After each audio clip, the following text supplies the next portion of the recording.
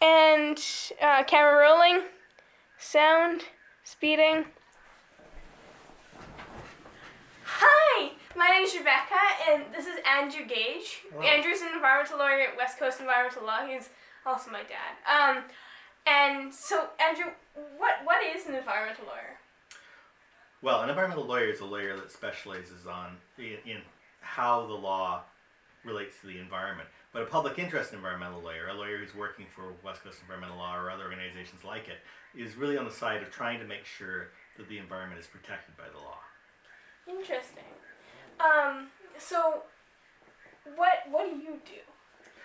I've done a lot of different things over the years, but the focus of my work is really on climate change and trying to get laws that will both encourage governments and the fossil fuel industry and other industry, as well as professionals and individuals, to reduce their greenhouse gas emissions and to prepare for the impacts of climate change that we're already expecting. Cool. What are some campaigns or things that you're working on through that? Well, one of the big ones is the Climate Law in Our Hands initiative, which is a project where we are encouraging communities to recognize that climate change is already harming them and will harm them more and more. So we're talking about billions of dollars of harm that BC communities are going to suffer, and in many cases are already beginning to suffer from climate change, and to claim their own power, to demand that the industries that have contributed most to that problem, especially the fossil fuel industry, pay a fair share of those costs. Oh, cool. Because right now the assumption is taxpayers, you and I, are going to pay for all of those costs. And what that means is that if industry isn't paying any of those costs and they're just making money from producing fossil fuels, then that's just bad economics. They have every incentive to keep producing more and more fossil fuels and to keep lobbying against climate action and trying to convince people climate science isn't real, which is in fact is what they've done for the last 40 and 50 years.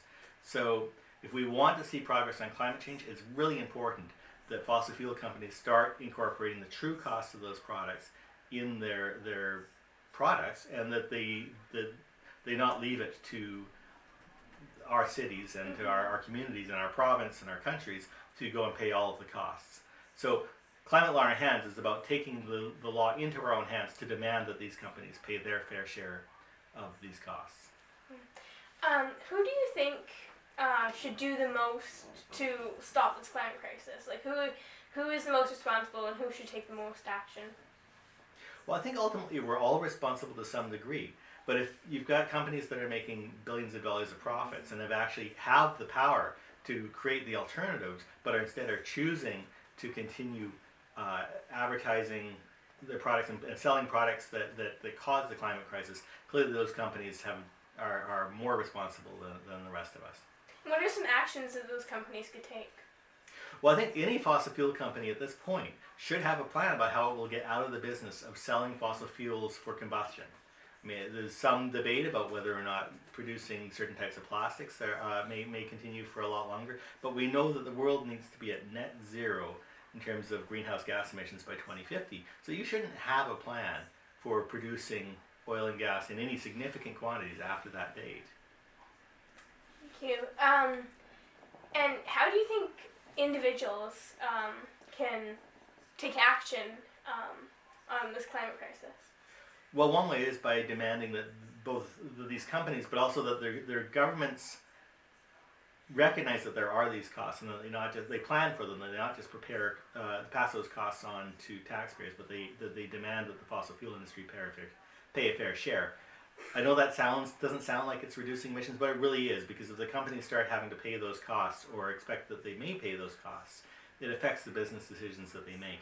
And this is something we can do that actually goes after global companies, not just Canadian emissions.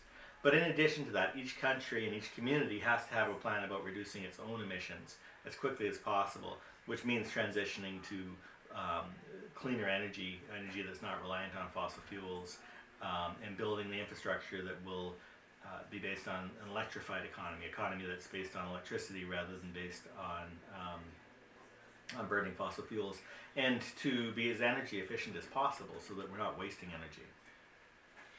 So you're talking about many things that involve local, local, federal, provincial governments.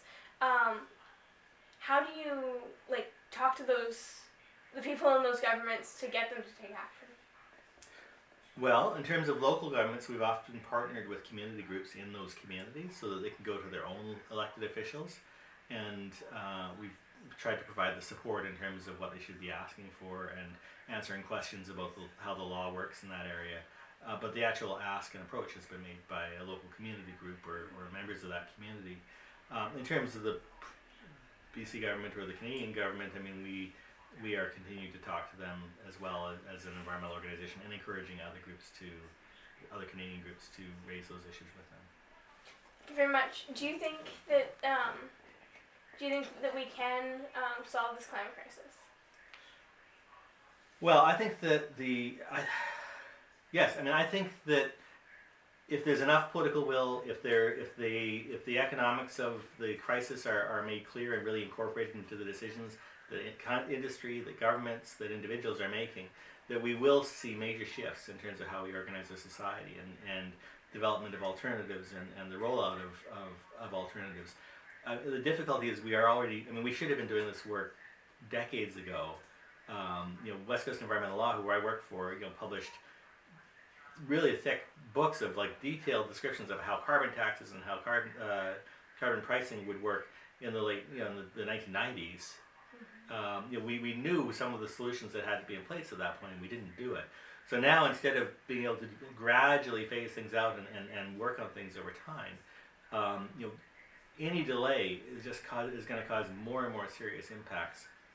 And so it's really, it's going to be very challenging, and it's unfortunate that industry and government have delayed so long, because now we're in a situation where there is a real question about whether we can decrease greenhouse gas emissions rapidly enough that we don't get to the point where the climate crisis is actually literally pulling the feet out from underneath our civilization and causing massive economic and social disruption. So, fingers crossed. I think we have a lot of the solutions. We need to continue developing others, but we need to really be pushing governments and industry and everyone to do absolutely the maximum they can to get more energy efficient and to shift to a new way of producing and using energy. Thank you very much, Andrew. Thank you, Rebecca. Andrew Gage is a staff lawyer at West Coast Environmental Law. You can find out more about his work at wcel.org.